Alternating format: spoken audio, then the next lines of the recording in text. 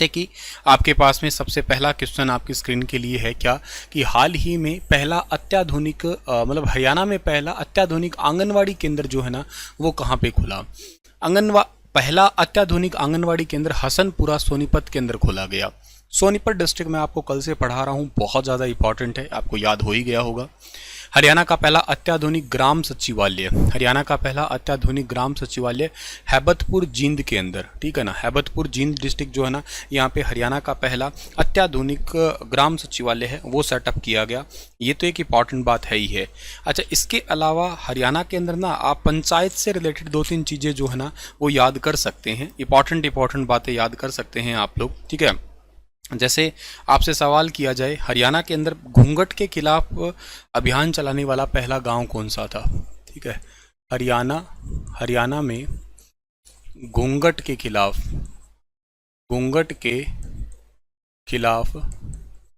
अभियान चलाने वाला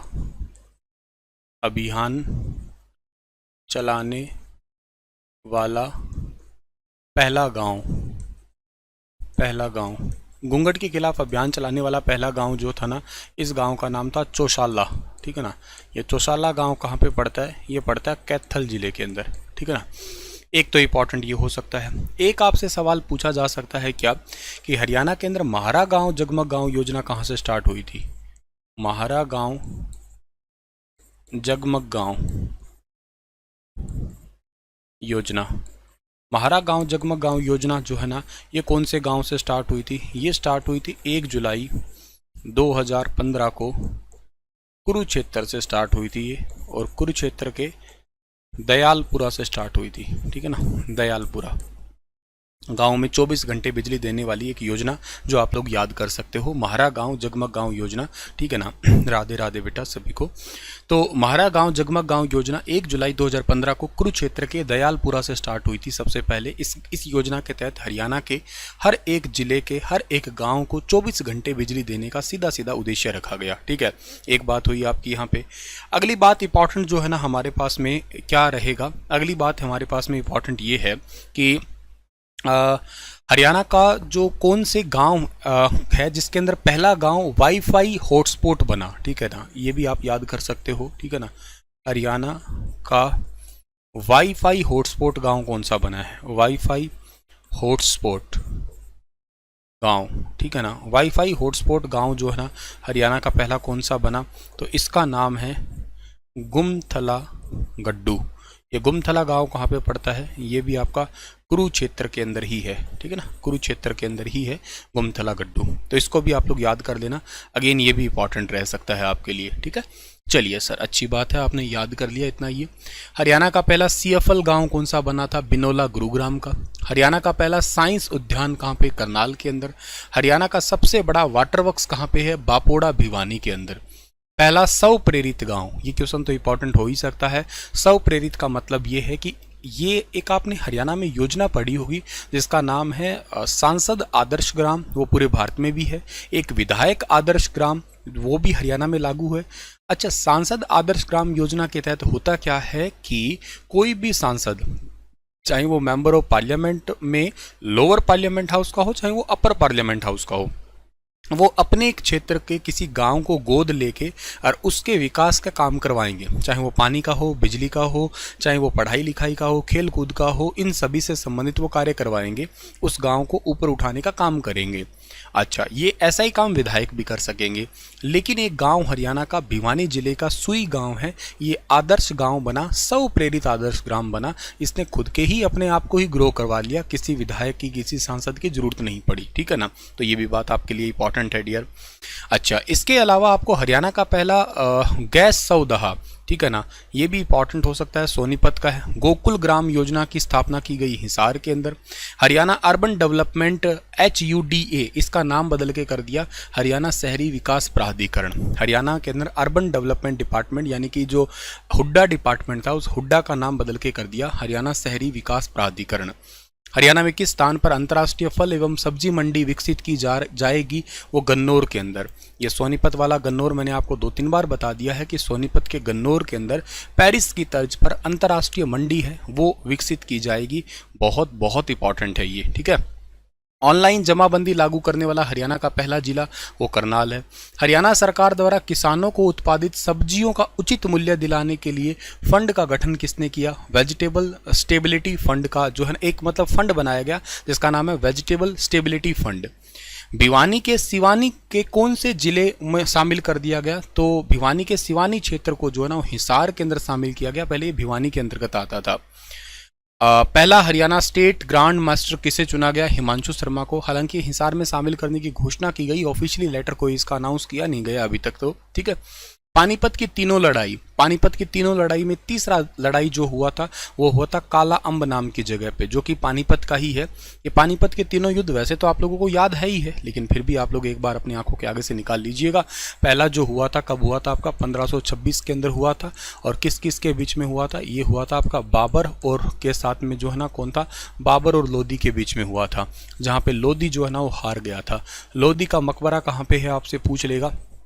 लोदी का मकबरा भी आपसे पूछे तो आपका जवाब क्या? इब्राहिम लोदी का मकबरा जो है ना वो पानीपत के अंदर ही है। और इस युद्ध के जीतने की खुशी में इसने क्या किया था? बाबर ने अपनी पत्नी की याद में एक मस्जिद बनाई थी, पत्नी के नाम पे ही काबुली बाग मस्जिद, ठीक है ना, काबुली बाग मस्जिद बनवाई थी। इसके अलावा अभी हाल ही में एक यहाँ का एक गाँव है जिसका नाम है बाबरपुर।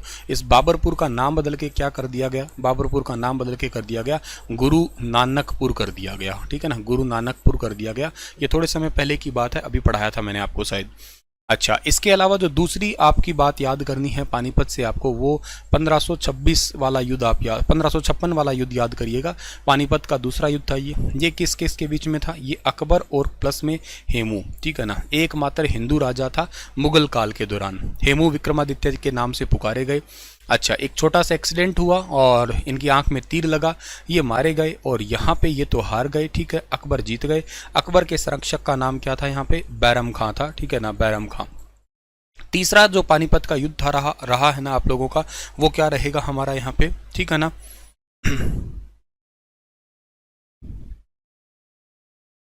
प्रयाग प्रशस्ति वाली वीडियो का लिंक शेयर कर दूंगा मैं, ठीक है ना, टेलीग्राम पे कर दूंगा, ठीक है।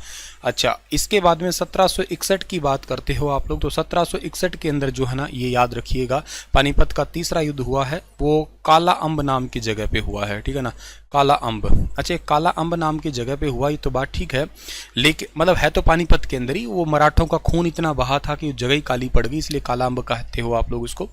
हाँ, इंपॉर्टेंट बात आपके लिए क्या है कि जो आपका ये क्या कहते हैं युद्ध हुआ किस किस के बीच में था?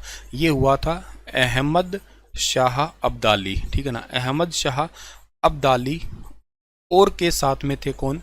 मराठा। अहमद शाह अब्दाली और मराठा के बीच में जो है ना ये युद्ध हुआ था, जिसके अंदर मराठा हार गए थे, अहमद शाह अब्दाली जीत गया था, ठीक है ना। ये तीनों आपके लिए जरूरी हो गए। इसके अलावा पानीपत की एक बात आपको और याद रखनी होगी, वो क्या कि हरियाणा का पहला ethanol plant, 2G ethanol plant, वो भारत का भी पहला है, ठीक है, भारत का पहला 2G ethanol plant, 2G ethanol plant Modi ji ने इसका उद्घाटन किया था। कब किया था? 10 अगस्त 2022 को, ठीक है ना। इसमें पराली से बिजली बनाई जाएगी, पराली से बिजली, ठीक है ना, पराली से बिजली बनाई जाएगी इसके अंदर, यही इसकी खास बात है। और ये याद रखना कि पराली ना जलाने के लिए किसानों को 1 एकड़ पे कितना रुपए दिया जा रहा है? किसानों को तो 1000 रुपये दिया जाएगा, और जो कंपनी लेके जाएगी उनको जो है ना वो दिया जाएगा आपका 1500। पर आप किसानों वाला जरूर याद कर लेना, ये ज़्यादा इंपॉर्टेंट हो सकता है आपके लिए, ठीक है जी। चलो सर, अगली बात पे बात करते हैं हम लोग। हरियाणा के अंदर और क्या इंपॉर्टेंट आपका हो सकता है? नहीं इंपॉर्टेंट है, ठीक है। अगली इंपॉर्टेंट बात इधर करते हैं हम लोग। फतेहाबाद से हरियाणा की पहली महिला पायलट कौन बनी है? इनका नाम है प्रियंका बेनीवाल, ठीक है। हरियाणा के किस ब्लॉक में सबसे पहले सीएम विंडो के अंदर खोला गया था? ये बहादुरगढ़ के अंदर खोला गया था CM window. CM window actually एक योजना से कह सकते हो आप लोग, 25 दिसंबर को स्टार्ट की गई थी। कुछ लाइनअप योजना आप लोगों को करवाई जा सकती है, ठीक है ना, एक सेकेंड रुकना, आप लोगों को कुछ लाइनअप सी योजनाएं जो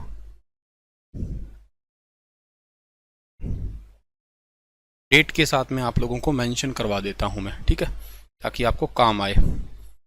कॉपी पे लिख लेना आप लोग, आपके लिए ज़रूरी ही होगी वो, ठीक है।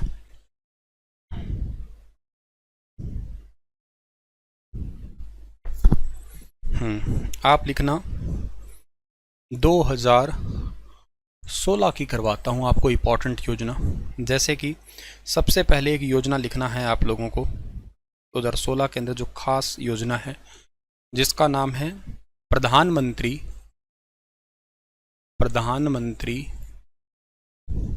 फसल बीमा योजना। फसल बीमा योजना, ये प्रधानमंत्री फसल बीमा योजना की एग्जैक्ट डेट है 11 दिसंबर 2016, ठीक है ना। एग्जैक्ट डेट के साथ में योजना बता रहा हूँ जो काम आ सकती है आपके लिए, ठीक है। अच्छा, इसके अलावा और क्या है, प्रधानमंत्री फसल बीमा योजना के अलावा इंपॉर्टेंट होगी पशुधन, ठीक है ना, पशुधन बीमा योजना। ये भी 2016 की बहुत खास योजना है। 29 जुलाई को स्टार्ट की गई थी, झज्जर से स्टार्ट की गई थी 2016 के अंदर। पशुओं का बीमा करवाने के संबंधित ये योजना है, ठीक है ना। जैसे हमारा बीमा होता है वैसे वैसे ही उस टाइम के हरियाणा के कृषि मंत्री थे ओम प्रकाश जी धनखड़। ओम प्रकाश जी धनखड़ जी ने जो है ना इस योजना को स्टार्ट किया था, पशुधन बीमा योजना। 29 जुलाई 2016 को जो है ना इस योजना को स्टार्ट किया गया था, ठीक है। अच्छा, इसके अलावा आप लोग और याद करिएगा यहाँ पे जो इम्पोर्टेंट हो सकती है आपके लिए तीसरी योजना, ठीक है ना। साल तो यहाँ से हटा दीजिएगा, कोई मतलब नहीं बनता, ठीक है। एक योजना आप लोग याद करिएगा सक्षम युवा योजना, मतलब वो काम की है, पेपर में आपके पूछी जा सकती है कहीं ना कहीं। सक्षम युवा योजना, सक्षम युवा योजना जो है ना ये स्टार्ट की गई थी आपकी 8 तारीख को, 8 जनवरी 2017 को। जो बेरोजगार युवा है उनको महीने भर के अंदर 100 घंटे का काम दिया जाएगा इस योजना के तहत। यही है सक्षम युवा योजना। सिंपल साधारण तरीके से याद करना इसको भी आप लोग। इसके अलावा आपको एक इंपॉर्टेंट याद रखना है क्या,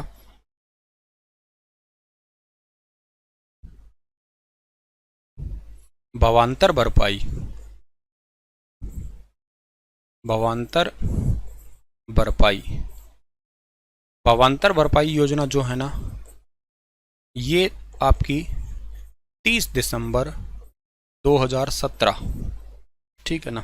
इसमें स्टार्टिंग में 4 चीज़ें शामिल थी। आलू था, एक इसके अंदर प्याज था, ठीक है ना, एक इसके अंदर टमाटर था, एक इसके अंदर जो है ना वो फूल गोभी थी, ठीक है ना।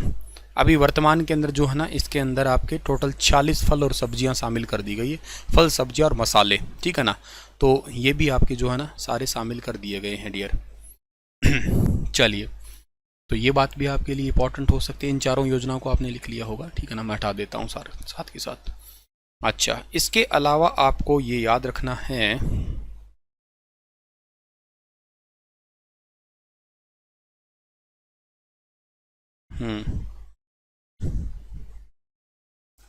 माइक्रो इरिगेशन योजना,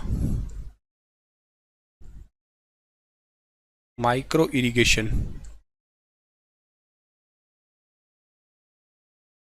माइक्रो इरिगेशन योजना सूक्ष्म सिंचाई जिसको कहते हो आप लोग, सूक्ष्म सिंचाई।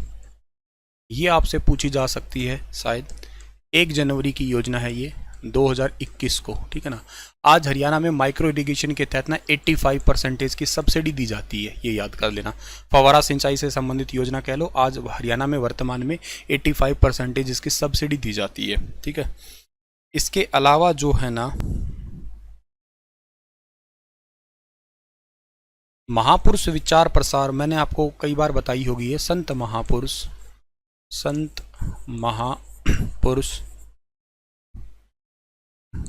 विचार प्रसार योजना 1 जनवरी 2021 को ये स्टार्ट की गई थी। इसके तहत वो 50,000 से 1 लाख रुपए दिए जाते हैं, ठीक है। तो ये भी पॉइंट शायद आपके लिए बन जाए कहीं ना कहीं, ठीक है।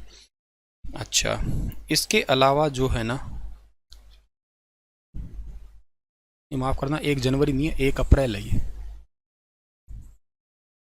1 अप्रैल कर लेना, ठीक है। अच्छा, एक योजना है हरियाणा में ई बुक योजना, ई बुक योजना,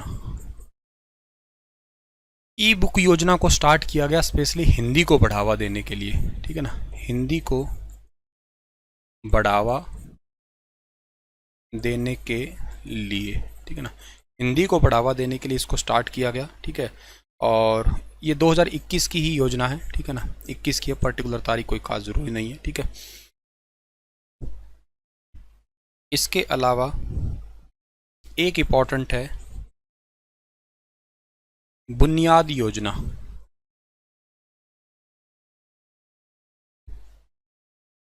30 जून 2022 पंचकुला से, एग्जैक्ट डेट है ये, ठीक है ना।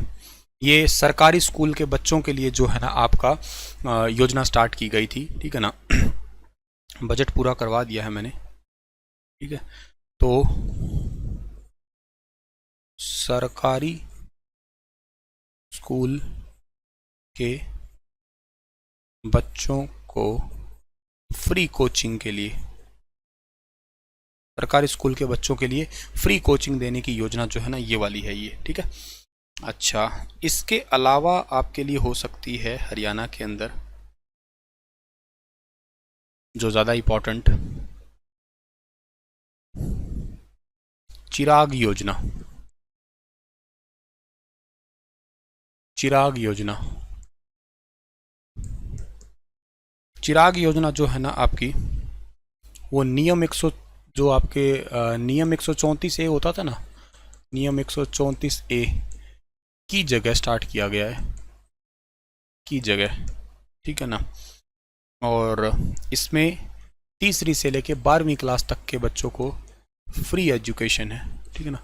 2022 की है योजना, एग्जैक्ट तारीख नहीं है इसकी कोई, ठीक है।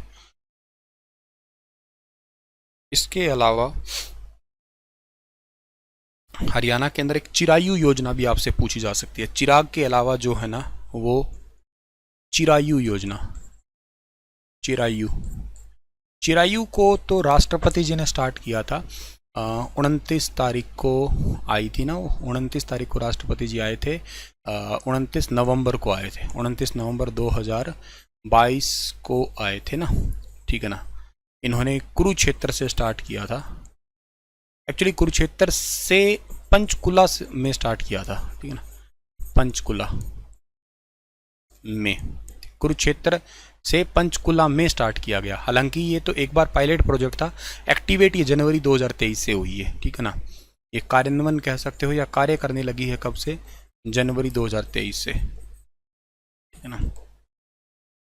यहाँ पे एक योजना और स्टार्ट की थी राष्ट्रपति जी ने जिसका नाम था ई टिकट, ठीक है ना, e ticket system, e ticket system भी स्टार्ट किया था राष्ट्रपति जी ने।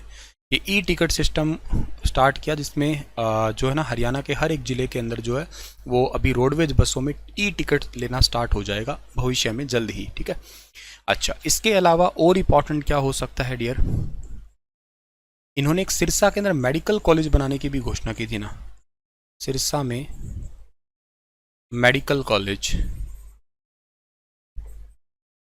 ये राष्ट्रपति जी की तीनों घोषणा है जो आपके लिए जो है ना वो बन सकती है, पेपर का सवाल बन सकती है, इंपॉर्टेंट सवाल बन सकती है डियर, ठीक है। अच्छा,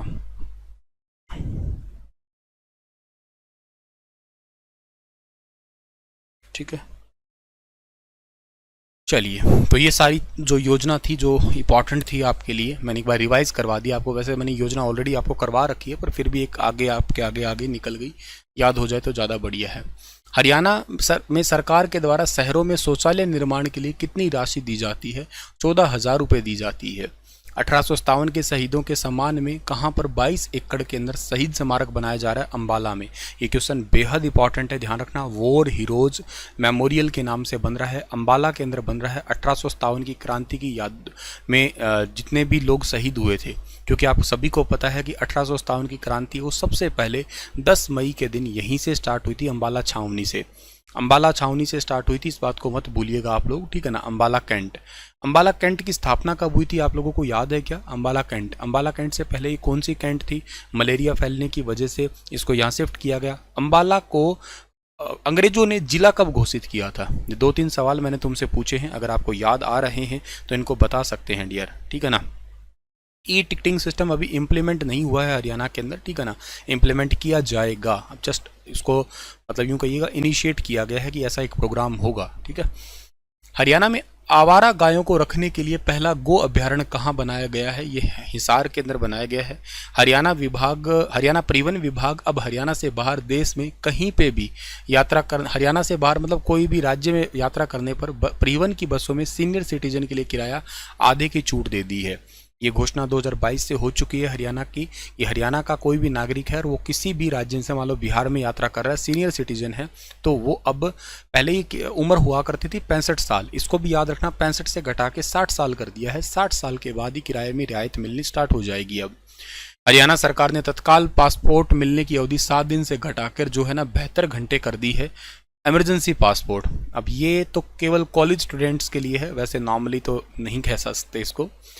जगाधरी की किस खिलाड़ी को इंटरनेशनल बॉक्सिंग एसोसिएशन ने स्टार टू कोच पद से नवाजा है और इस पद से सम्मानित होने वाली पहली महिला खिलाड़ी है, ये अमनप्रीत कौर है, याद रखना आप लोग। HBSC अब नौकरियों को पाने वाले विद्यार्थियों को प्रमाण पत्र का वेरिफिकेशन ऑनलाइन ही करेगा। अच्छा, Haryana state board of education जो है, स्कूल एजुकेशन बोर्ड है, इसके चेयरपर्सन कौन है? इनके चेयरपर्सन जो है पहले होते थे जगवीर सिंह जी, उनको भी हाल ही में सूचना आयोग के अंदर मेंबर बनाया गया है, ये याद रखना। और यहाँ के VP यादव बन गए हैं, तो VP यादव नाम याद कर सकते हो, वर्तमान में VP यादव। 1841 तक करनाल में थी, 1843 में अंबाला शिफ्ट कर दिया गया था। अंबाला कैंट 1843 में, कैंट करनाल पहले था। अंबाला जिला कब बना? 1847, किसी ने लिखा नहीं है क्या? वैसे 1847 इसका सही आंसर है, अंबाला जिला बना था 1847 के अंदर, ठीक है। लाला लाजपत राय यूनिवर्सिटी का पशुपालन रीजनल सेंटर 10 एकड़ भूमि कहाँ पे बनाया गया? बावल रेवाड़ी के अंदर, ठीक है। हरियाणा का पहला गो हॉस्पिटल, गायों का हॉस्पिटल हिसार में बना है। हरियाणा बिजली विभाग अब कितने स्मार्ट मीटर लगाएगा? 10 लाख। स्मार्ट मीटर का मतलब है ये प्रीपेड मीटर है, पहले से इनमें रिचार्ज करना पड़ेगा। जैसे फॉर एग्जांपल आपको बिजली चाहिए, जैसे आप फ़ोन पे बात करते हैं तो उसके लिए पहले रिचार्ज कर लेते हैं, या इंटरनेट के लिए कह लीजिएगा।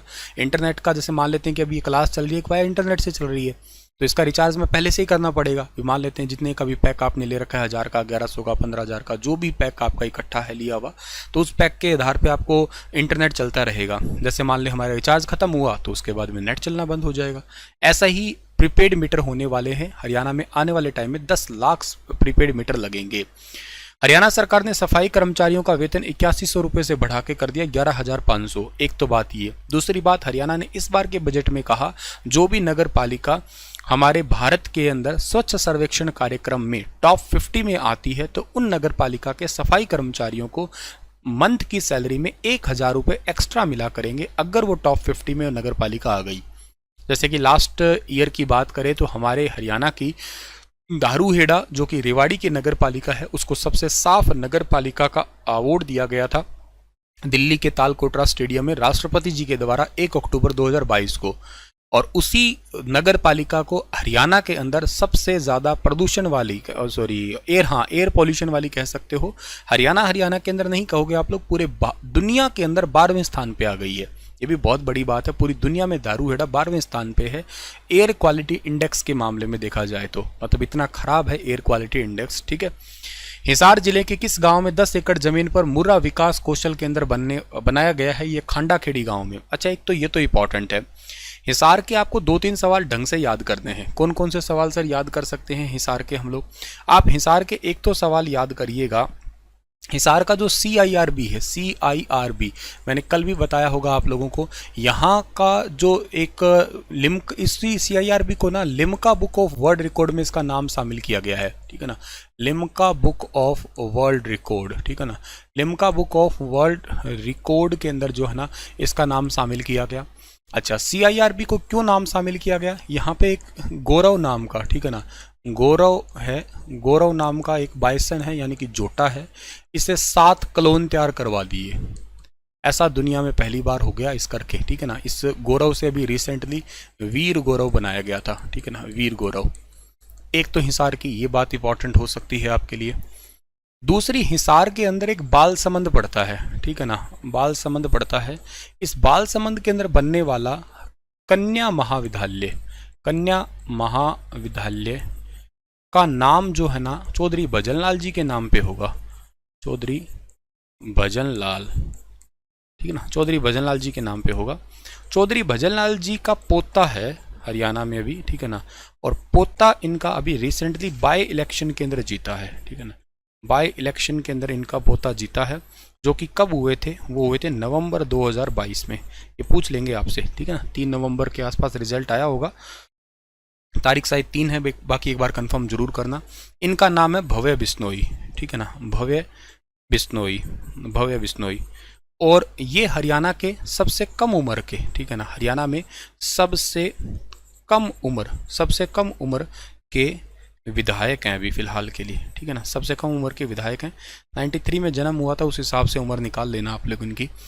कन्या महाविद्यालय का नाम इनके नाम पे होने वाला है। आदमपुर बाई इलेक्शन, आदमपुर को भी रिसेंटली नगर पालिका से भी बाहर किया था। एक क्वेश्चन शायद मैंने कल की क्लास में ही आपको बताया होगा, ठीक है। आदमपुर और के साथ में झज्जर के बादली, इनको नगर पालिका से भी बाहर किया गया है, ठीक है ना, नगर पालिका से बाहर, ठीक है ना, नगर पालिका से बाहर हो गई है ये दोनों क्षेत्र आपके, ठीक है। तो इनको भी आप याद कर सकते हो। और क्या इंपॉर्टेंट हो सकता है सर हिसार से? और हिसार से हम लोग इंपॉर्टेंट काम मतलब याद कर सकते हैं चीज़ें, इनको तो मैं मिटा ही देता हूँ, ठीक है।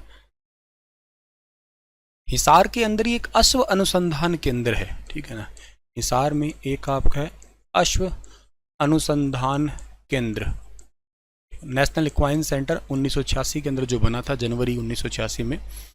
इसके अंदर भारत की पहली गधी के दूध की डेयरी खोली गई, गधी के दूध की डेयरी। अब ये गधी के दूध की डेयरी जो है ना, ये खोली गई थी अगस्त 2021 में, अगस्त 2021 में। ये गधी है कहाँ की? ये गधी है गुजरात की।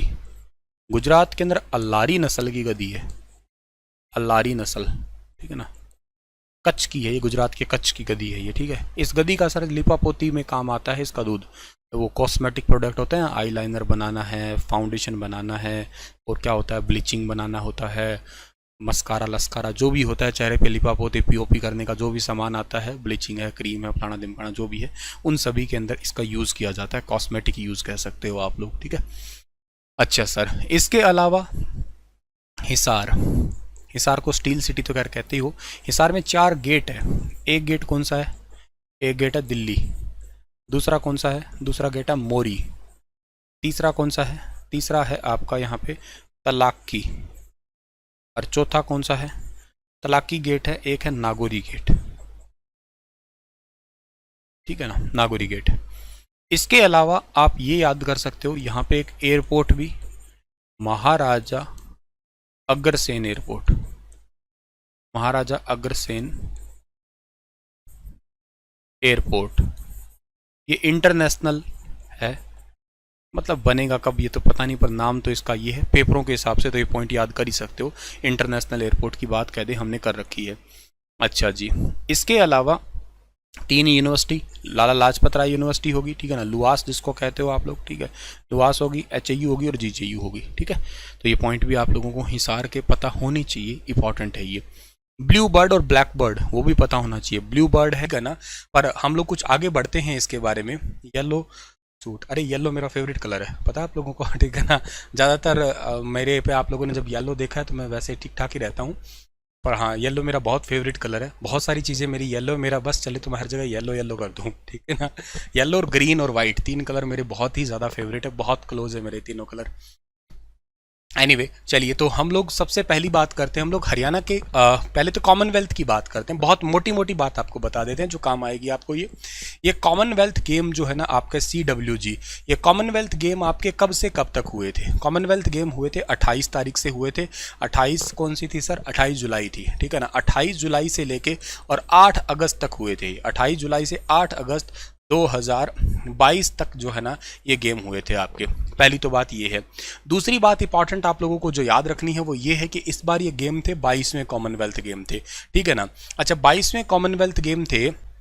इस 22वें कॉमनवेल्थ गेम को कहाँ पे हुए थे? ये हुए थे बर्मिंघम में हुए थे, ठीक है ना, बर्मिंघम में।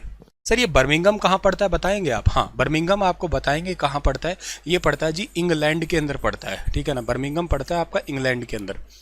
अगली बात इंपॉर्टेंट क्या है आपकी, अगली इंपॉर्टेंट बात है आपके पास में यहाँ पे कि बर्मिंघम इंग्लैंड के अंदर पड़ता है आपका। और इस गेम के अंदर टोटल दुनिया भर से 5054 खिलाड़ियों ने भाग लिया था, ठीक है ना। 5054 खिलाड़ी जो थे ना, उन्होंने पूरी दुनिया भर से भाग लिया था इसके अंदर। अच्छा, इसमें से भारत के कितने थे और हरियाणा के कितने थे, उनके बारे में बात करेंगे हम लोग, ठीक है। इसमें भारत के कितने थे, इसमें कुल भारत के थे, ठीक है ना। इसमें कुल भारत के थे इसके अंदर कितने खिलाड़ी, 215। अच्छा, दुनिया भर के टोटल 20 खेल थे और भारत ने 15 खेलों में भाग लिया, 215। और हम लोगों ने जो है ना एक्चुअली इसमें 15 खेलों ने भाग लिया। हरियाणा राज्य से कितने थे, हरियाणा से शामिल हुए थे इसके अंदर खिलाड़ी, 42 खिलाड़ी थे शामिल इसके अंदर हरियाणा से। लेकिन हम लोगों ने मेडल कितना लेके आए, वो बड़ी इंपॉर्टेंट बात है। हम 20 मेडल लेके आ गए, ये कितनी बड़ी बात है। देखो, हमारे तरफ से गए थे टोटल 42 ही खिलाड़ी और 42 में से हम मेडल 20 लेके आ गए। ये काफ़ी खासी अच्छी बात है, कह सकते हो आप लोग, बहुत ही इंपॉर्टेंट बात कह सकते हो आप लोग ये, ठीक है। अच्छा सर, इसके अलावा और क्या इंपॉर्टेंट बात हो सकती है, गेम हर 4 साल बाद होते हैं, मतलब इससे पहले वाले हुए थे 2018 में, अब ये हो रहे हैं कब, 2022 में हुए थे। आगे कब होंगे सर ये, आगे होंगे 2026 में होंगे, ठीक है ना। 26 के गेम कहाँ पे होंगे, विक्टोरिया, ठीक है ना, विक्टोरिया में। विक्टोरिया कहाँ पड़ता है सर, विक्टोरिया ऑस्ट्रेलिया में। इसमें एक इंटरेस्टिंग बात है, इस बार इसमें कुश्ती नहीं होगा, ठीक है ना, ये याद रखना आप लोग, ठीक है ना। इसके अंदर कौन सा गेम नहीं होगा, कुश्ती वाला गेम जो है ना वो शामिल नहीं किया गया इसके अंदर, ठीक है। तो ये बात भी आप लोग याद रखना। इसके अलावा और क्या इंपॉर्टेंट बात हो सकती है आपकी, और इंपॉर्टेंट बात हो सकती है कि ये कॉमनवेल्थ गेम में 20 ठीक हो गया। अच्छा, इसका मास्कोट याद कर सकते हो आप लोग, ठीक है ना। मुख्य बात यही याद हो सकती है आपके लिए, मास्कोट। मास्कोट क्या होता है सर, मास्कोट होता है शुभंकर। शुभंकर याद कर सकते हो, वो था आपका Parry the bull. Parry the bull एक 10 साल की एमा नाम की लड़की थी, उसने डिज़ाइन किया था, एमा ने, ठीक है ना। वहाँ की 10 साल की छोटी सी गुड़िया थी, उसने ये डिज़ाइन किया था, इसका नाम था पैरी द बुल, ठीक है। अच्छा, इसके बाद में अगली बात इंपॉर्टेंट करना, याद रखना है आपको कि मास्कोट तो हो गया ये। अच्छा, इसका मोटो क्या था, motto games for everyone, games for everyone, ठीक है ना, हर किसी के लिए खेल, ये इसका जो है ना वो मोटो था, गेम्स फॉर एवरीवन, ये याद रखिएगा आप लोग, गेम्स फॉर एवरीवन, ठीक है। अच्छा सर, इसके अलावा और क्या इंपॉर्टेंट बात होगा, भैया इसी के रिमोट 50 तो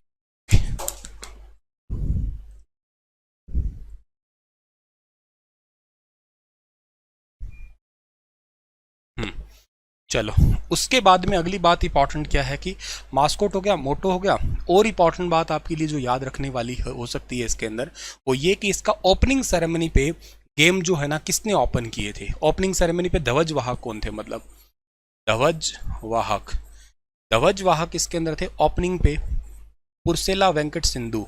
हरियाणा के एक पेपर में क्वेश्चन पूछा था, पीवी सिंधु का पूरा नाम क्या है, तो पुरसिला वेंकट सिंधु, ठीक है, ये याद रखना, पीवी सिंधु। पीवी सिंधु जो कि हैदराबाद से बैडमिंटन खिलाड़ी है, पता है आप लोगों को। एक साथ में थे मनप्रीत सिंह जो कि हॉकी के खिलाड़ी हैं, ठीक है ना, हॉकी के कैप्टन ही हैं। अच्छा, ये तो ओपनिंग सेरेमनी पे थे, ठीक है ना, ओपन पे थे। क्लोज पे कौन थे सर, क्लोज पे 2 थे, एक थी निखत जरीन थी ना, हाँ, बॉक्सिंग खिलाड़ी है ना तेलंगाना से। एक है शरत कमल, ठीक है ना, टेबल टेनिस, ठीक है, इन्होंने मेडल जीता था, ठीक है। तो ये वही बात आप याद कर सकते हो। तो हरियाणा से आपको याद रखने वाले हैं। ये जो स्लाइड है आपके लिए, पर्टिकुलर स्लाइड बहुत ही ज़्यादा इंपॉर्टेंट होगी, इसमें रिवीजन है। वैसे तो इन सबको मैं एक एक डिटेल से पढ़ाने वाला हूं, लेकिन एक बार आप मोटे तौर पे इनको रिवाइज कर सकते हैं। क्या याद करेंगे आप लोग इनको, हाँ, बात ये याद करेंगे आप लोग यहाँ पे, सबसे पहली बात कि यहाँ पे गोल्ड मेडल किस किसने जीता था। देखिएगा, हरियाणा से जीते सर्वाधिक पदक, हरियाणा ने तो खैर जीतना ही था, नो डाउट, शंका ही क्या है इसमें। सबसे पहले बात करते हैं कुश्ती की, तो विनेश फोगाट ने। इसके अलावा साक्षी मलिक है जो कि कुश्ती से रिलेटेड ही है अगेन, बजरंग पूनिया है, रवि दहिया है, दीपक पूनिया है और नवीन मलिक है, ठीक है ना।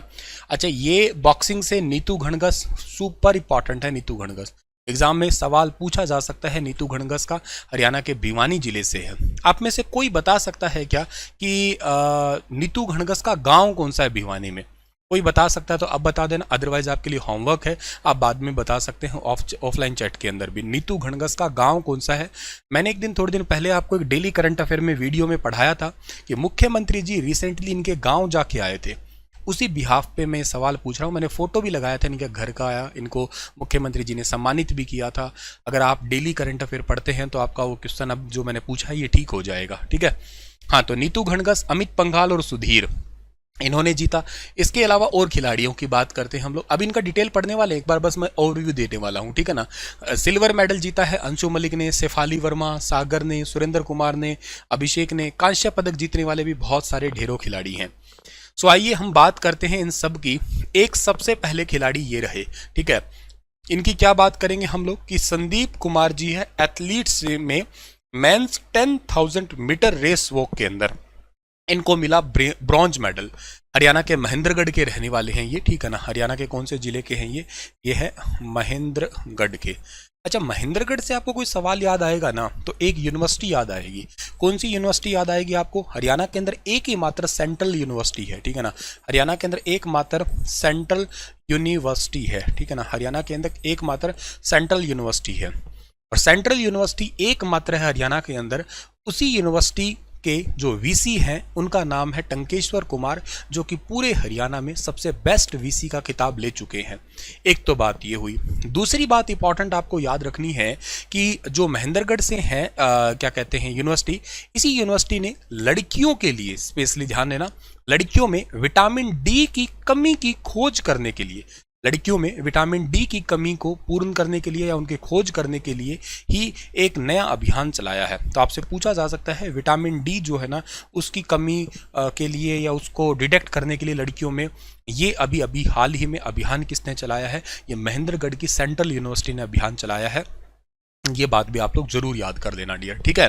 चलिए सर, ये तो एक पॉइंट याद हुआ आपको। संदीप है, हरियाणा के महेंद्रगढ़ के गांव का नाम है सुरहेती जाखल, यहाँ के रहने वाले सूबेदार है संदीप पूनिया। इन्होंने राष्ट्रमंडल खेलों में कांस्य पदक जीत लिया है। अच्छी बात है, सब कुछ ठीक ठाक है। कॉमनवेल्थ गेम में मुक्केबाज अमित पंघाल ने कौन सा पदक जीता है?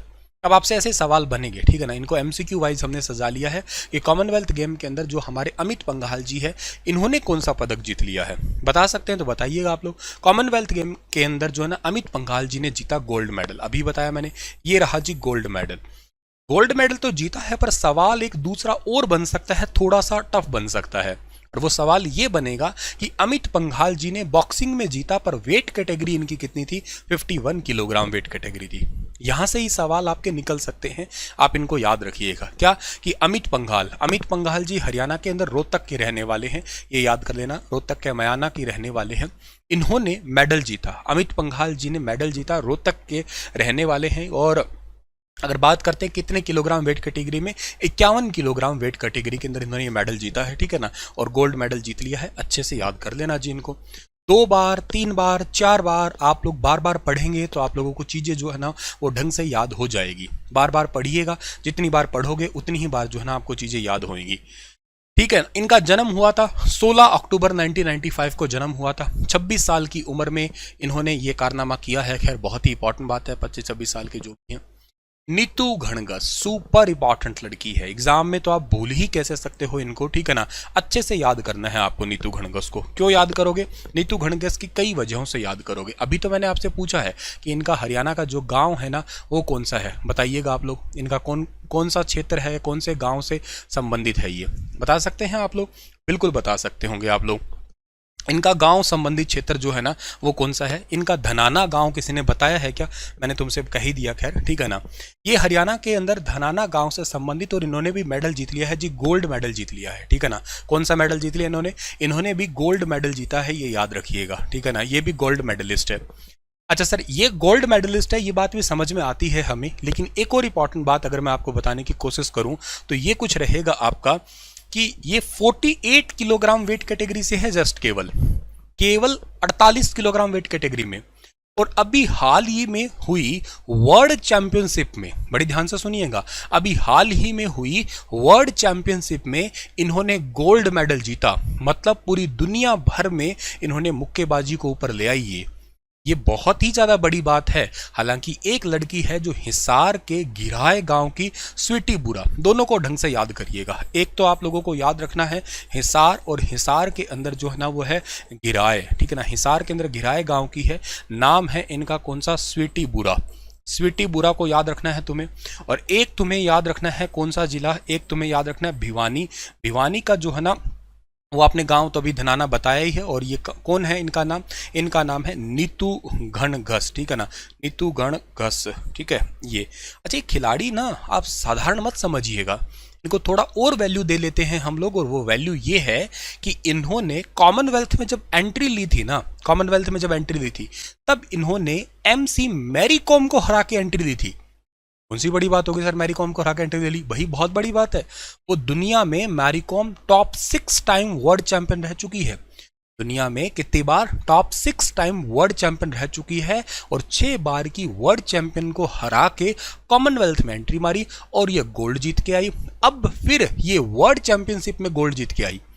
तो हरियाणा ने आके कुछ इनाम दिया है क्या इनको? हाँ दिया है। हरियाणा सरकार ने पहली बार नॉन ओलंपियन को भी इनाम दिया है। क्या इनाम दे दिया गुरुजी, ये भी बता दो इनको। क्या दिया इनको इनाम दिया 40 लाख रुपए दिए, ठीक है ना। अच्छा सर, 40 लाख रुपए दिए मतलब क्या दोनों को 40 लाख दिए हैं क्या? नहीं, इन दोनों को 40 लाख रुपए दिए हैं। मतलब 40 प्लस में 40 इज इक्वल टू 80। अच्छा ठीक है, समझ गए। मतलब दोनों के लिए तो टोटल कहते हो तो 80 लाख है, लेकिन हाँ इंडिविजुअल को 40 लाख रुपए दिए। अच्छा सर ठीक है, 40 लाख इनको दे दिए, बाकी भी कुछ दिया है क्या? हाँ दिया है। क्या दिया है? इनको गवर्नमेंट जॉब का ऑफर दिया है। गवर्नमेंट जॉब का ऑफर दिया मतलब सर ये CET का पेपर पास कर लिया गया इन्होंने? क्या इनको CET का मतलब कह दिया कि तुमने मेंस क्वालिफाई कर लिया, तुम्हारा rural marketing, disaster management, insurance, economy सब हो गया तुम्हारा? नहीं भैया, इससे थोड़ा ऊपर। ये CET तो आप ग्रुप CD की बात कर रहे हो, यहाँ ग्रुप B का जॉब ऑफर दिया है इनको, ठीक है ना, ग्रुप B का ऑफर दिया इनको। अच्छा सर फिर ये बताओ कि खेल विभाग में अब जॉब लगते हैं ग्रुप A में, ग्रुप B में, जैसे कॉमनवेल्थ में के अलावा जीत के आता है, कॉमनवेल्थ या ओलंपिक में जीत के आता है, उनको ग्रुप A में जॉब देते हैं। तो क्या इनको सिविलियन पोस्ट देते हैं या खेल विभाग में देते हैं? इनको अब सिविलियन पोस्ट नहीं देते, इनको खेल विभाग में ही देते हैं। 2015 की खेल नीति के बाद में चेंज किया और 2020 के बाद ये अप्लाई होने ही लग गया था मेथड। अब इनको जॉब तो ग्रुप A और B की दे देते हैं, पर वो खेल विभाग के अंदर ही किसी पोस्ट के ऊपर लगाते हैं इनको। सिविलियन पोस्ट HPSC के थ्रू ही ग्रुप A और B की भरी जाती है आपकी, ठीक है। सही बात बोली सर आपने, ठीक है, ये बात हमें समझ में आ जाएगी तो बहुत अच्छी बात है। नीतू जी को आप बहुत ढंग से याद कर लेना जी, ठीक है। ठीक है, अगली बात क्या है सर? मुक्केबाजी जैस्मिन है, और जैस्मिन ने कौन सा पदक जीता? ऐसे ही सवाल बनेंगे आपके ये, ठीक है ना। जैस्मिन ने, अगर भैया तुम्हें ठीक लग रहा है ना कंटेंट, तो एक बार वीडियो को लाइक करते, तुम्हारा कुछ जाएगा नहीं, एक बार जस्ट तुम लाइक बटन दबा दीजिएगा, इतना हमें अच्छा लगेगा। और स्टेटस हमारी वीडियो को अगर तुम लगा लेते हो तो और ही अच्छी बात हो जाएगी। लगा लीजिएगा आप लोग अगर ऐसा कर सकते हैं तो। चलो जी, इन्होंने गोल्ड मेडल जीत लिया, कौन सा? ब्रॉन्ज मेडल जीता है। ये रही गुड़िया हमारी, 60 किलोग्राम वेट कैटेगरी की है ये, ठीक है ना। कौन से किलोग्राम की है? 60 किलोग्राम वेट कैटेगरी की है। सर है कहाँ की जैस्मिन? जैस्मिन है भिवानी की, ठीक है ना, भिवानी जिले की है ये गुड़िया, ठीक है ना। और भिवानी जिले की गुड़िया 60 किलोग्राम वेट कैटेगरी के अंदर इन्होंने ब्रॉन्ज मेडल जीत लिया। एक बात बताओ सर, गोल्ड जीते तो ठीक है, ठीक भी लगता है, ब्रॉन्ज मतलब भैया दुनिया भर में तीसरे नंबर पे आना कोई छोटी बात नहीं है। मेरी बात सुन रहे हो ना तुम लोग? दुनिया भर में तीसरे नंबर पे आना, पहले नंबर पे गोल्ड, सेकंड पे आता है सिल्वर, तीसरे पे आता है ब्रोंज। दुनिया में तीसरे नंबर पे आना बहुत ज़्यादा टफ कंपटीशन है, तो इनको इक्वली वैल्यू दी जा सकती है अगर आप लोग देखा जाए तो। ठीक है जी, जैस्मिन ये रही। अगली बात है दीपक नेहरा जी ने कौन सा पदक जीत लिया? गोल्ड जीता, सिल्वर जीता, कांस्य जीता, या इनमें से कोई नहीं? थोड़ा तुम गैस कर लीजिएगा, साथ के साथ तुम्हारा आंसर आ जाएगा। तो इसका आंसर हमारा है ब्रॉन्ज मेडल ही इन्होंने जीता है। इनकी वेट कैटेगरी कितनी है? 97 किलोग्राम वेट कैटेगरी में दीपक नेहरा जी ने मेडल जीत लिया है, ठीक है। पूजा सिहाग जी, पूजा जी ने कौन सा मेडल जीत लिया जी? अच्छा, पूजा ने कौन सा मेडल जीता, किस गेम में जीता, यही सारी इंपॉर्टेंट होता है। पूजा भाई शादीशुदा होने के बावजूद भी 76 किलोग्राम वेट कैटेगरी में वुमेन्स रेसलिंग के अंदर, ठीक है ना, वुमेन्स रेसलिंग के अंदर ब्रॉन्ज मेडल जीत लिया इन्होंने। रोहतक के गडी बोहर की बहू है पूजा सिहाग, और इन्होंने अपनी शादीशुदा लाइफ को बैलेंस करते हुए ये दुनिया भर में तीसरे नंबर पे आई, यूं समझो, कॉमनवेल्थ गेम के अंदर ब्रॉन्ज मेडल इन्होंने भी जीत लिया है। वेरी वेरी इंपॉर्टेंट है, अच्छे से याद कर लेना है डियर, ठीक है ना। अगली बात, हरियाणा के 19 साल के युवा पहलवान नवीन कुमार ने, इन्होंने तो भाई गजब का गेम खेला था, तुमने इनका वीडियो देखा होगा, गोल्ड मेडलिस्ट हैं ये भी, ठीक है ना, इन्होंने भी गोल्ड मेडल जीता। ये देखिएगा गोल्ड मेडल रहा इनका 74 किलोग्राम वेट कैटेगरी में। बहुत ही गरीब घर से आते हैं और इन्होंने ये गोल्ड मेडल जीता बहुत ही मेहनत करके। हालांकि इनका मैच तुम्हारे आगे भी वीडियो क्लिप आई होगी, तो बहुत शानदार खेला था। खैर इन्होंने सोनीपत के रहने वाले, सोनीपत के गांव कौन सा है, पुगथला के रहने वाले, ठीक है ना। नाम जरूर याद रखना इनका, हो सकता है पूछा जा सकता है क्योंकि एज काफ़ी कम है, केवल 19 साल का बच्चा है, गोल्ड मेडल जीत लिया है 74 किलोग्राम वेट कैटेगरी के अंदर, सोनीपत के गाँव पुगथला के अंदर रहने वाले हैं। बात समझ में आ गई। अच्छा एक बात ये बताओ सर, सोनीपत के हमें जो जो सवाल याद है ना, क्या हम वो कमेंट में लिखते तो आप बुरा नहीं मानोगे क्या? अरे क्या बात कर दी तुम, हम चाहते हैं तुम ये बात कमेंट में लिखो। क्या लिखेंगे? आपको जो जो रिसेंट डेज में करंट अफेयर बदले हैं ना, वो सारे आप कमेंट में लिख दो, ताकि हमें बड़ा अच्छा लगेगा। अब लिख दो, ऑफलाइन लिख दो, रिविजन आपका बढ़िया वाला हो जाएगा। सोनीपत सोनीपत और सोनीपत, ठीक है ना। राधे राधे जी, सभी को राधे राधे। अगला सवाल क्या है जी हमारा, नेक्स्ट सवाल कि कॉमनवेल्थ गेम में हरियाणा के विनेश फोगाट ने भी मेडल गोल्ड ही जीत लिया था, ठीक है ना।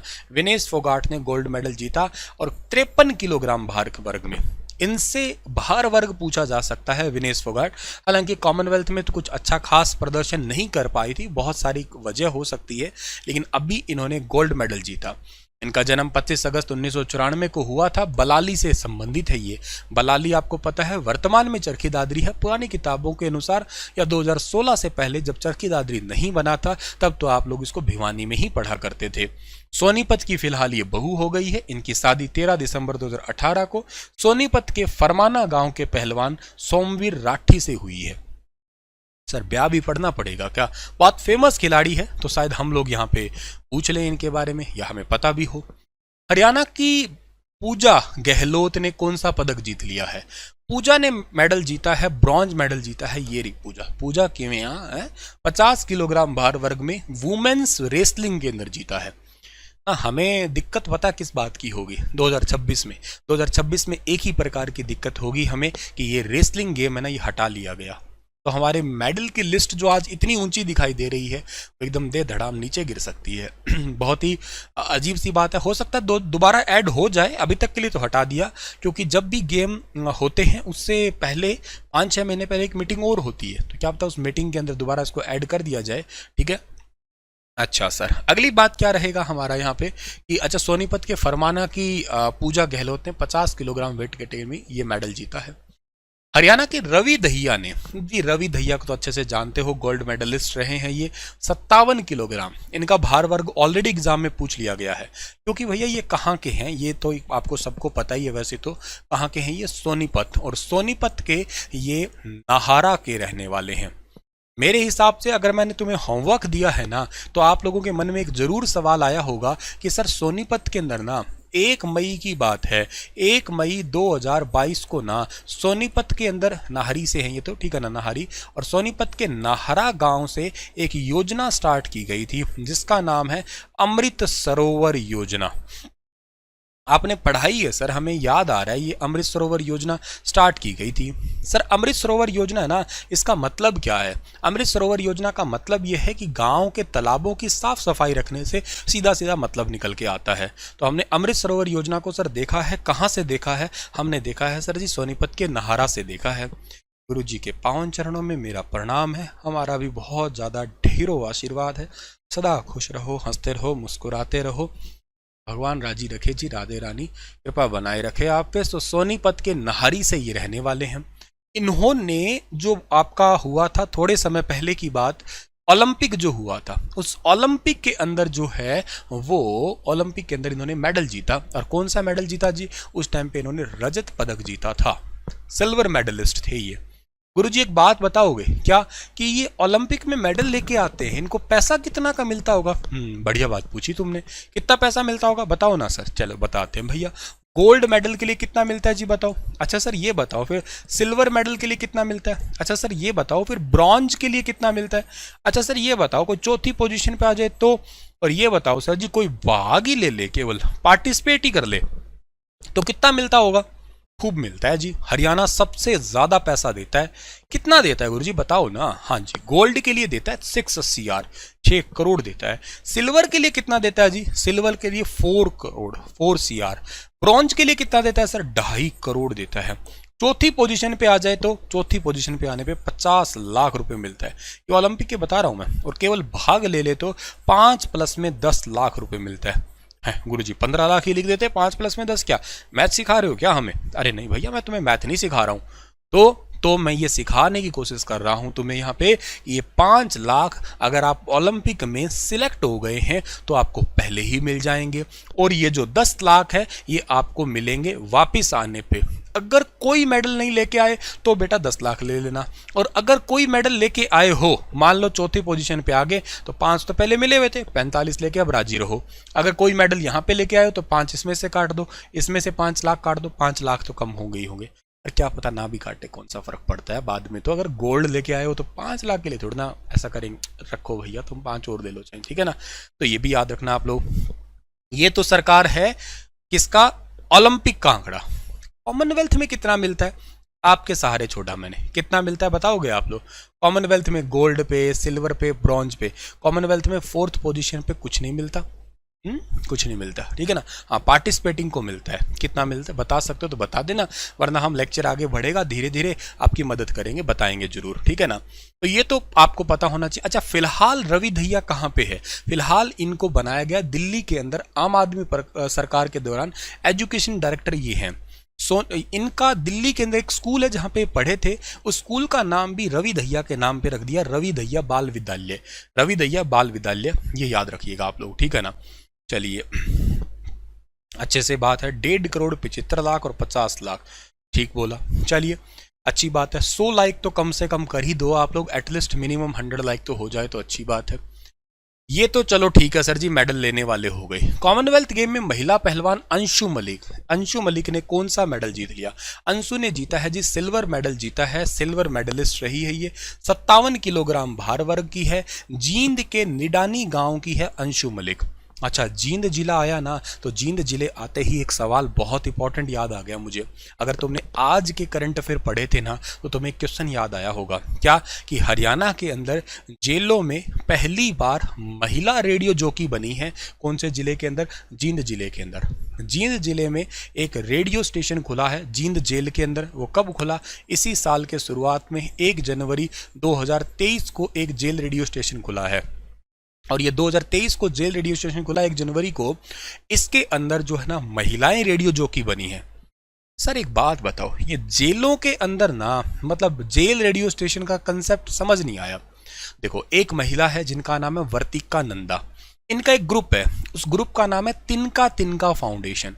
ये ग्रुप क्या करता है गुरुजी? भाई ये ग्रुप का काम है कि ये बेसिकली जेलों के अंदर रेडियो स्टेशन खोल रहा है। 2018 में सबसे पहली बार दिल्ली के तिहाड़ जेल के अंदर इन्होंने ये रेडियो स्टेशन खोला था। क्या फायदा है सर इससे? भाई फायदा ये है कि जो जेल के अंदर रहते हैं, जो कैदी है जेल के, उन में से ही किसी को रेडियो जॉकी बनाया जाता है। क्या फायदा हो जाएगा सर बनाने से? भाई फायदा ये हो जाएगा कि उनमें से जो कुछ लोग ऐसे हैं जो माइक पे बोल सकते हैं, तो वो अपना एक्सपीरियंस शेयर करेंगे। इसके अपना एक्सपीरियंस सर क्या ये शेयर करेंगे, हम किसी का कत्ल करके आए तो तुम भी ऐसे कर लेना, नहीं। तो सजा मिल चुकी है उनको, ठीक है, पर अब इसके बाद में जो ना कैसे सुधरना है, कैसी चीज़ ठीक है लोगों का, अब उनको ट्रेनिंग भी दी जाएगी। ऐसा नहीं कि सीधा पकड़ के बिठा दिया, उनको ट्रेनिंग दी जाएगी कि देखो अब आपको लोगों के मन से क्या कुरीतियाँ हटानी है। अवसाद जो मन के भरे होते हैं, लोगों के मन में नेगेटिविटी भरी होती है।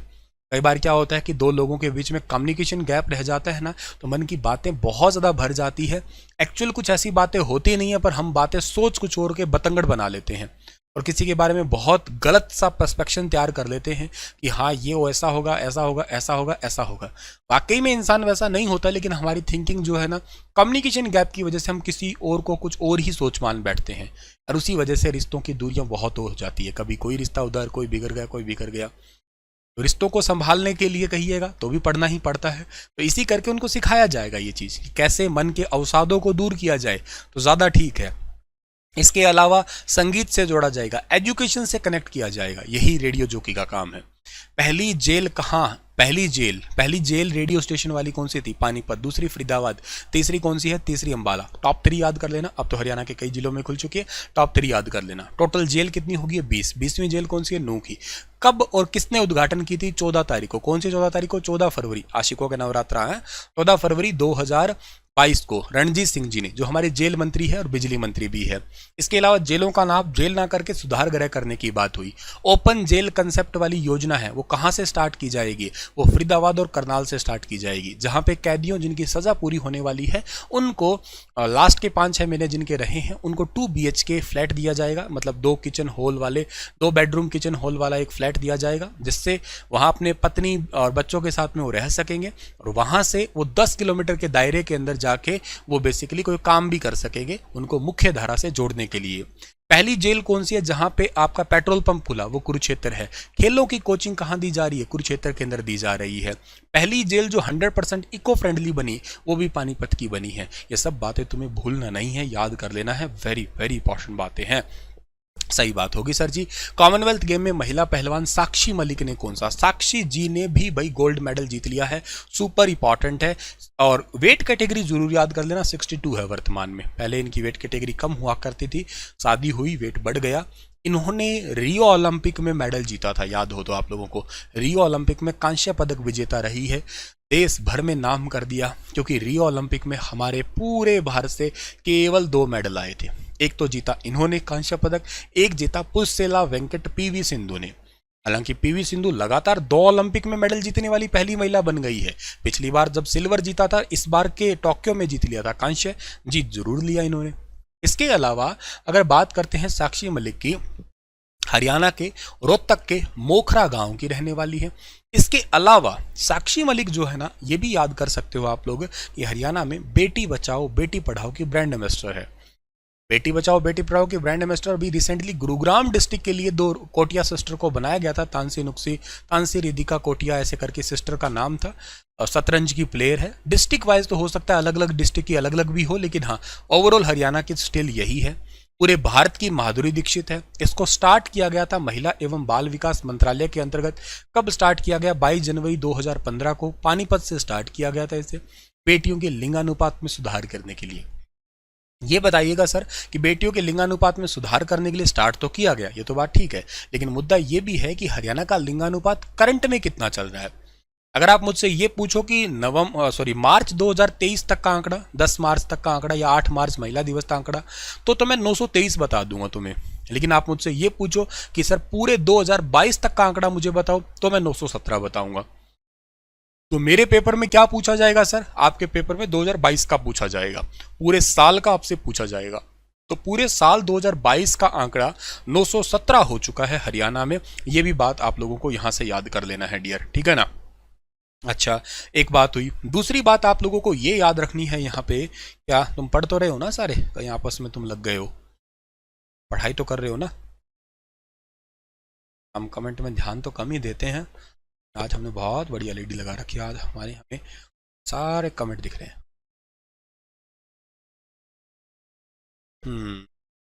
हाँ, सबसे ज्यादा फतेहाबाद के अंदर है, 950 लड़कियां हैं 1000 लड़कों के ऊपर, ठीक बात है। और सबसे कम रेवाड़ी में है, ठीक है। तो ये भी बात आप लोग याद कर लेना जी। सही है सर जी, हमें पता लग गया है ये बात, तो अच्छी बात है, हमें समझ में आ गया। साक्षी मलिक भी अच्छी बात है। कॉमनवेल्थ गेम में पहलवान दीपक पूनिया ने कौन सा पदक जीता? दीपक पूनिया ने जीता है गोल्ड मेडल जीता है, 86 किलोग्राम वेट कैटेगरी में जीता है, ठीक है ना। और ये झज्जर के रहने वाले हैं, झज्जर डिस्ट्रिक्ट के। अच्छा, झज्जर जिला जो है ना वो बहुत इंपॉर्टेंट क्यों है? झज्जर जिला इंपॉर्टेंट है कि एक तो यहाँ पे याद रखना, बाड़सा के अंदर हरियाणा का एक एम्स है, जो कि वेरी इंपॉर्टेंट है, आपका हरियाणा का पहला एम्स ही है। दूसरा इंपॉर्टेंट है, यहाँ पे हरियाणा में पहली बार आईआईटी आने वाली है। तीसरा इंपॉर्टेंट है कि इसी डिस्ट्रिक्ट में मछली पालन केंद्र, अंतर्राष्ट्रीय मत्स्य सेंटर है, ये भी सेटअप होने वाला है। अगली बात, झज्जर जिले के नाम से ही रिजर्व सीट है।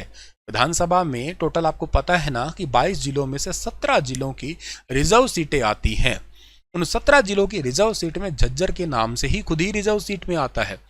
इसके अलावा बादली नाम की नगर पालिका यहाँ से हटा दी गई, तो करके भी ये चर्चा में रहता है आपका झज्जर। और झज्जर का बहादुरगढ़ है, बहुत ही इंपॉर्टेंट ग्रो करता हुआ शहर, जिसके साथ में जुड़ी हुई है आपकी मेट्रो।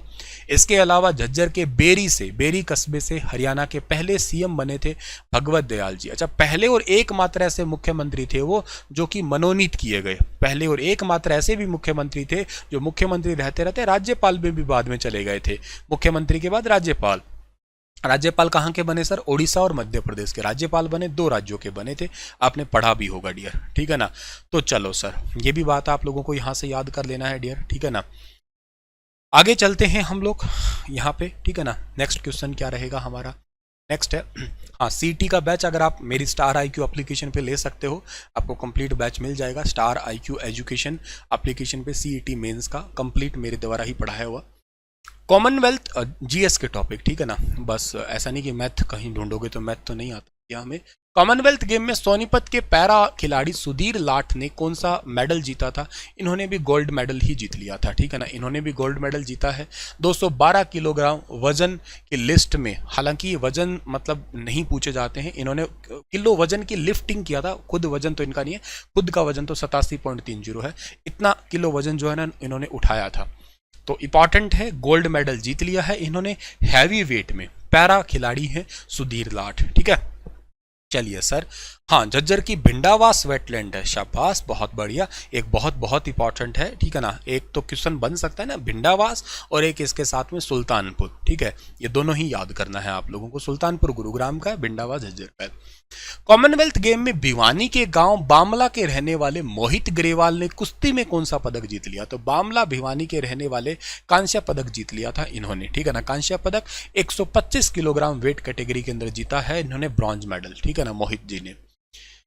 ठीक है जी, तो इनके पास तो गोल्ड आया। ये चेहरे हैं पक्का रिवीजन के लिए हैं, ये चेहरे रिवीजन के लिए बोला तो बजरंग पूनिया ने गोल्ड जीत लिया, दीपक पूनिया ने भी गोल्ड जीता, साक्षी ने गोल्ड जीता और सुधीर ने भी गोल्ड मेडल ही जीता है, याद रखना। आइए मैं एक बार पूरा डेटा आपको रिवाइज करवाता हूं, क्योंकि ये कंसेप्ट, ये क्लास बहुत ही ज़्यादा जरूरी है, इसमें कोई शंका नहीं है कि जरूरी ना हो, ठीक है ना, सुपर इंपॉर्टेंट है।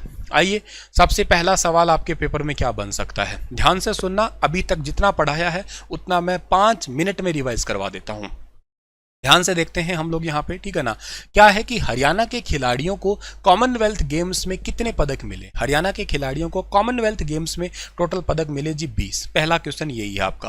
दूसरा इंपॉर्टेंट क्वेश्चन बन सकता है कि आपके जो संदीप जी हैं, जिनका नाम है संदीप कुमार जी ने, इन्होंने 10,000 मीटर रेस में कौन सा मेडल जीत लिया? इन्होंने जीता है जी ब्रॉन्ज मेडल। कहाँ के रहने वाले? महेंद्रगढ़ के सुरहेती गाँव के रहने वाले, ये बात बताई थी, ठीक है।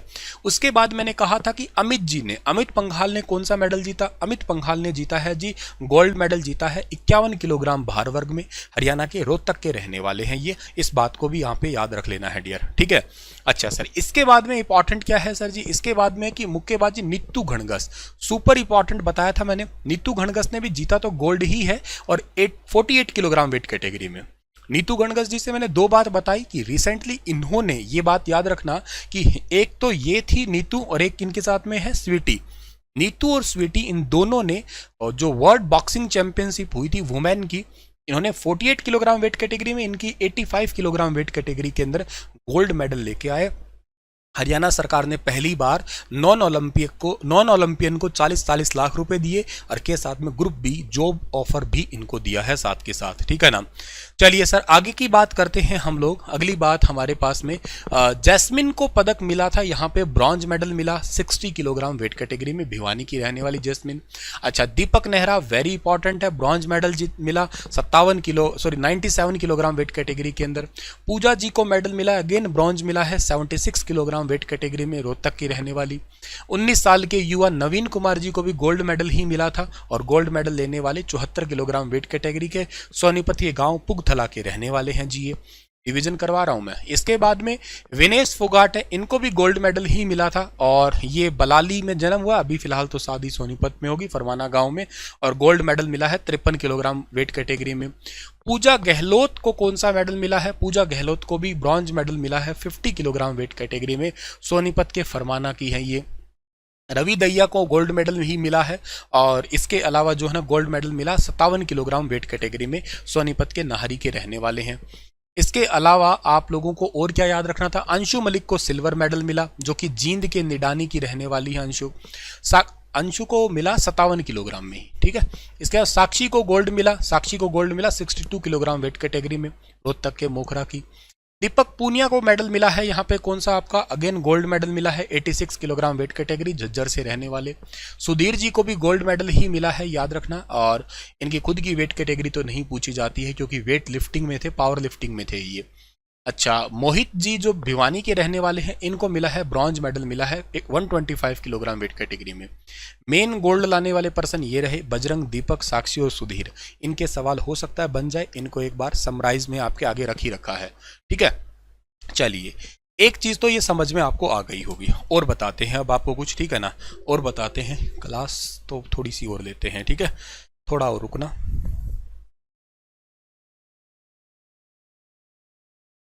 थोड़ा सा और रुकना।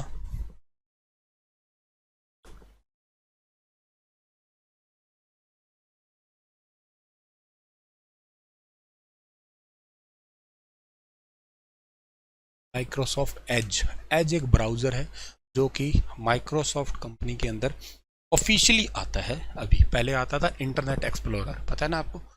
ठीक, पता है तो अच्छी बात। कॉमनवेल्थ पढ़ा दिया मैंने, जरूरत नहीं है कॉमनवेल्थ की, ठीक है।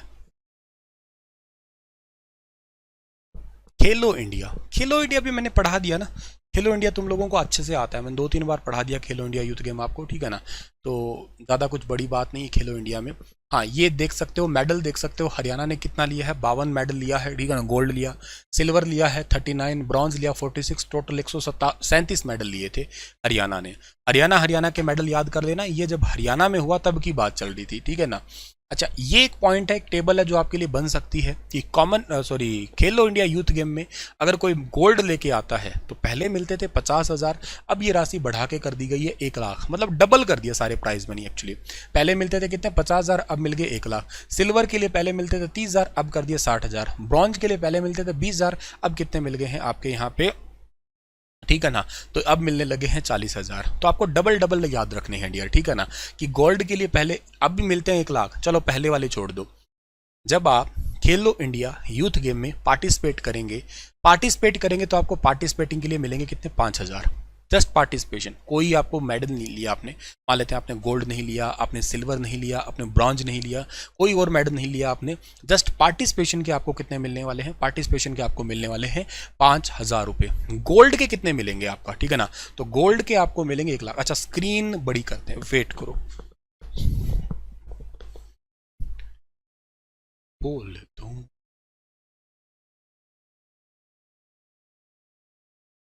की,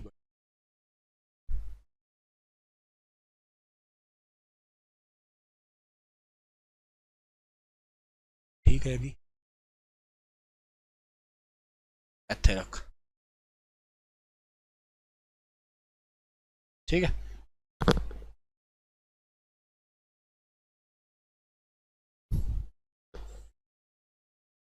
अब ठीक है, थोड़ा बहुत तो ठीक है, बाकी देख लेंगे हम, ठीक है ना। हाँ, अगली बात हमारे पास भीम अवार्ड की बात कर सकते हैं। ये सवाल थोड़ा सा बन सकता है आपके लिए जरूरी। क्या बन सकता है सर जी? भीम अवार्ड का सवाल तो बन जाए, वो तो ठीक है, पर कहाँ है मास्टर जी?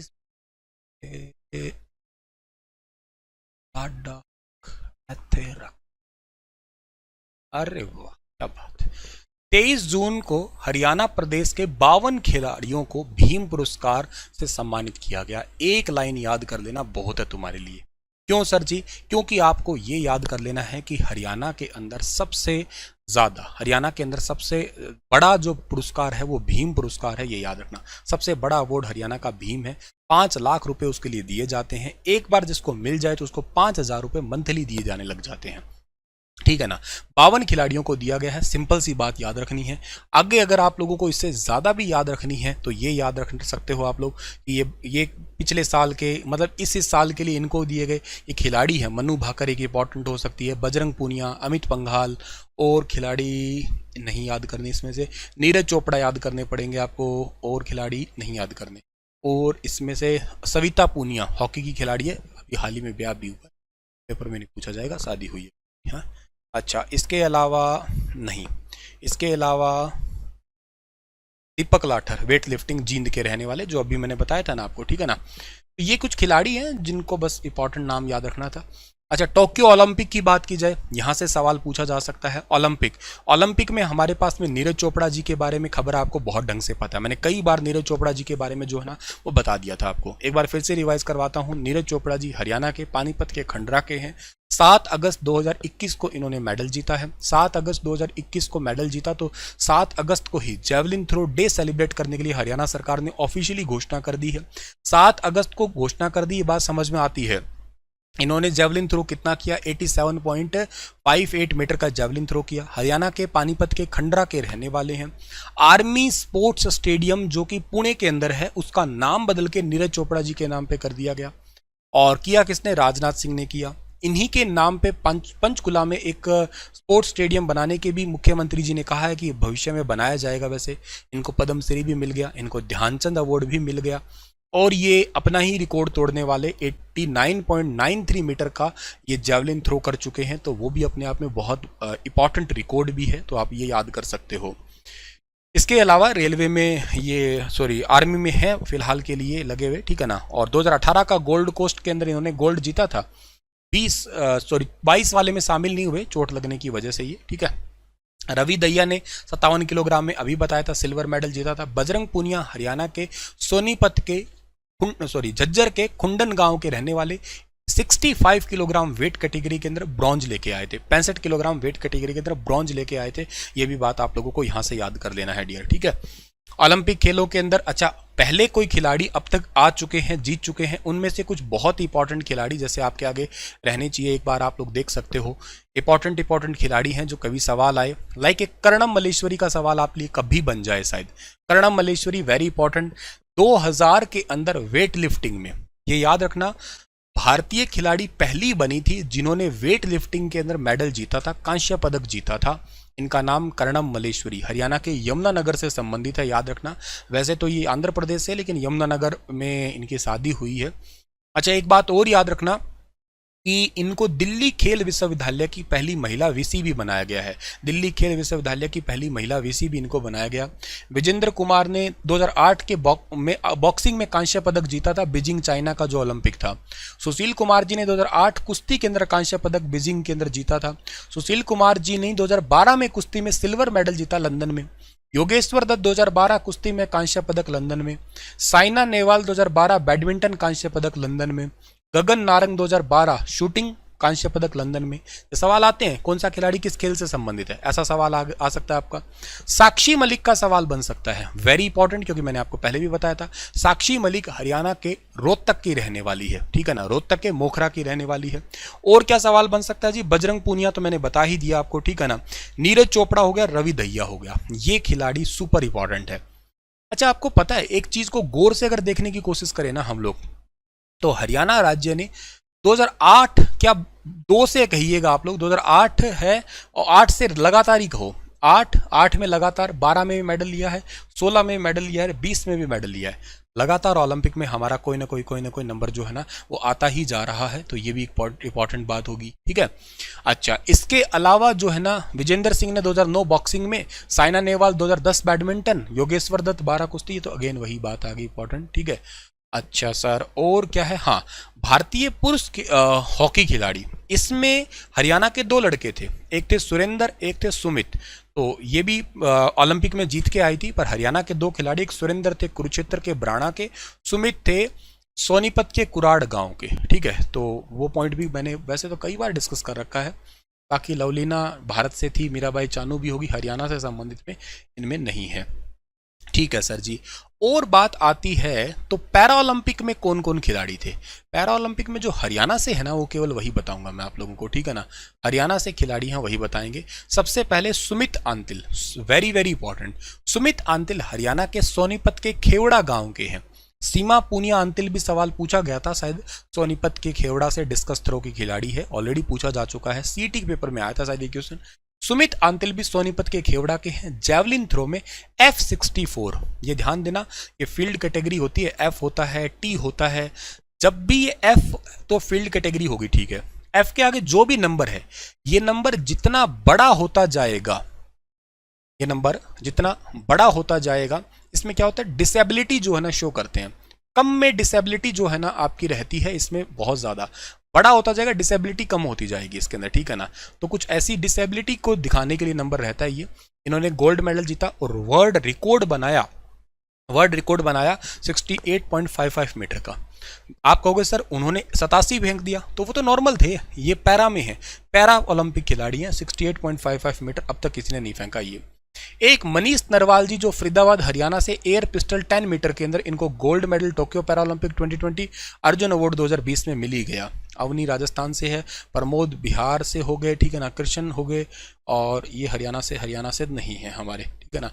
अच्छा, उसके बाद में हरियाणा से ये रहे सिंहराज अधाना जी हरियाणा से है। सिंहराज अधाना जी हरियाणा के फरीदाबाद के रहने वाले, शूटिंग गेम से है। टोक्यो पैरालंपिक में silver medal 50 meter air pistol में, और टोक्यो ओलंपिक 2020 में ब्रॉन्ज मेडल 10 मीटर में। 2 मेडल लिए इन्होंने, ध्यान रखना, सिंहराज अधाना ने। एक तो 50 मीटर में इन्होंने लिया है मेडल, और एक इन्होंने लिया है 10 मीटर के अंदर मेडल लिया है। दोनों ही आपको याद रखना, 50 मीटर में सिल्वर लिया है और 10 मीटर में इन्होंने ब्रॉन्ज मेडल लिया है। बाकी यूपी के खिलाड़ी है। अच्छा, इसके अलावा बिहार राजस्थान, ठीक है, जय हो बिहार की। और इसके अलावा हरविंदर सिंह कैथल के, ये क्वेश्चन बन सकता है, कैथल हरविंदर सिंह, ये तीरंदाजी से टोक्यो पैरालंपिक 2020 में ब्रॉन्ज मेडल जीता है। एक मैंने मॉक टेस्ट में पढ़ा था, उस बिहार पे कह रहा हूँ कि बन सकता है शायद सवाल। तो ये खिलाड़ी हो गए हरियाणा के, ठीक है ना।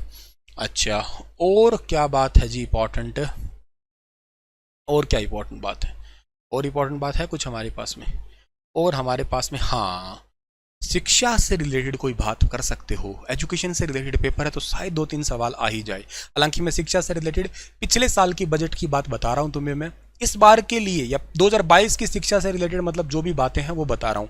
2023 से रिलेटेड सिर्फ और सिर्फ एजुकेशन, या किस किस डिपार्टमेंट के लिए कितना कितना पैसा मिला और कितना कितना परसेंटेज का कुछ रहा, ये चीज़ें मैं तैयार कर रहा हूँ। के साथ में इकोनॉमिक सर्वे भी तैयार कर रहा हूँ, चिंता ना करें, मैं लाइनअप में हूँ, बहुत मेहनत करता हूँ यार। तुम सोचते नहीं होंगे कि सर ठीक है आके मुंह उठा के लग जाते होंगे, नहीं नहीं, ऐसा कुछ नहीं होता है, ठीक है ना। पीछे पूरा होमवर्क करके आता हूँ मैं, ठीक है ना, मतलब पढ़ के आता हूँ, ऐसा कुछ नहीं है कि मुंह उठा के आके बस टपाटप बोल दिया। हर किसी चीज़ के पीछे लॉजिक होता है, पूरी मेहनत करता हूँ, दिन रात मेहनत ही चलती रहती है लगातार। मेरा बस एक छोटा सा कमरा है, 10 बाय 12 काल कह लीजिएगा, ये छोटा सा कमरा मेरा सुबह शाम दिन दोपहर इसी के अंदर ही रहता है। बहुत ही कम होता है कि मैं बाहर निकलता हूँ कहीं, सारा टाइम कंप्यूटर स्क्रीन पे, कभी स्क्रीन पे, कभी एलईडी पे, कभी कंप्यूटर स्क्रीन पे, कभी लैपटॉप स्क्रीन पे, बस ऐसा ही रहता है। थक गया तो गद्दे पे पड़ के ओदे मुँह लेट के लैपटॉप पे काम लग गया, वहाँ से उठ गया तो चेयर पे बैठ गया, चेयर से आ गया तो इस पे आ गया, बस ये काम चलता रहता है। तो अगर हम मेहनत कर सकते हैं तो आप भी मेहनत कर सकते हो, हर किसी को मेहनत करनी पड़ेगी। There is no any shortcut for hard work, hard work की कोई भी ऐसा शॉर्टकट कुछ नहीं होता है। मेहनत रही करिएगा, बहुत ही जी जान लगा के मेहनत करिएगा। मेहनत करे बिना कभी भी किसी को कुछ मिल नहीं सकता है। मन को शांत रखिएगा, यह सबसे ज़्यादा जरूरी है। अपने शरीर का विशेष ध्यान रखिएगा, उससे ज़्यादा भी कोई ज़रूरी कुछ नहीं है। हेल्थ बहुत ज़्यादा ज़रूरी है। अच्छा खाइएगा, शुद्ध खाएंगे तो शुद्ध ही विचार आएंगे, ठीक है ना। हेल्दी खाइएगा, फ्रूट्स जरूर लीजिएगा, गर्मी बेहद ज़्यादा स्टार्ट हो चुकी है तो फ्रूट्स जरूर लीजिएगा। ऐसे फ्रूट्स लीजिएगा जिनमें थोड़ा पानी ज़्यादा हो, लाइक जैसे अंगूर है, खरबूजा है, पपीता है, ये आप डेली ले सकते हैं, खा सकते हैं, आपके हेल्थ के लिए बेहद ज़रूरी है ये, ठीक है ना। ज़्यादा आम पे मत लिपटिएगा क्योंकि आम अभी उतने अच्छे नहीं आए हैं, इन्हें एसिटिलीन गैस से पकाया जा रहा है और एसिटिलीन और बहुत सारे और केमिकल्स भी आ गए हैं, तो आपके शरीर के लिए डायरेक्टली वो हार्मफुल हैं। अभी आम पे मत लिपटिएगा, अभी आम का सीजन नहीं है, ये कोल्ड स्टोर के हैं, इनको गैसों से पकाया जा रहा है। तो जो नेचुरल फ्रूट है उनमें पे थोड़ा ध्यान रखिएगा, खाइएगा पिएगा, मस्त रहिएगा और पढ़ाई करिएगा, और तो क्या ही चीजें चाहिए आपको। हाँ चलो सर, शिक्षा के लिए बात करते तो सरकारी कॉलेज और सीनियर सेकेंडरी स्कूलों में कौशल प्रशिक्षण और प्रमाणन को शामिल करने के लिए निर्णय लिया गया। ये तो नहीं आपके लिए इंपॉर्टेंट होगा, इंपॉर्टेंट क्या होगा वो बताओ सर फिर हमें। इंपॉर्टेंट ही बता रहा हूं भैया। एक यहाँ पे कहीं गुरु शिक्षा योजना थी, ये रही कौशल विकास के लिए गुरु शिक्षा योजना के तहत 25,000 गुरु और 75,000 शिष्यों के सहित 1 लाख व्यक्तियों को ट्रेनिंग दी जाएगी। बस बात खत्म। आपको ये बात जरूर याद कर लेना, आपको ये बात अच्छे से याद करनी है क्या, कि कौशल विकास के लिए, स्किल डेवलपमेंट के लिए गुरु शिष्य योजना स्टार्ट की गई है। आपका सवाल ये होगा कि गुरु शिष्य योजना किसके लिए स्टार्ट की गई है? स्किल डेवलपमेंट के लिए स्टार्ट की गई है। इसमें कुल कितने लोगों को शामिल किया गया? इसमें कुल 1 लाख लोगों को शामिल किया गया, जिनके अंदर जो है ना 75,000 तो बालक हैं और 25,000 हमारे गुरुजी भी हैं। गुरुजी को सिखाना, अच्छा गुरुजी कम क्यों सर? अरे भाई 25,000 गुरुजी 75,000 को समझा देंगे ना, कोई बात ही नहीं है। ऐसा है ये योजना। इसके अलावा जो है ना मुफ्त टैबलेट देने की बात, तो ये योजना तो बहुत इंपॉर्टेंट है, अच्छे से आप लोग जो है ना वो याद कर लेना है डियर, ठीक है ना। क्या है योजना, इस बात को बड़े ढंग से समझना आप लोग।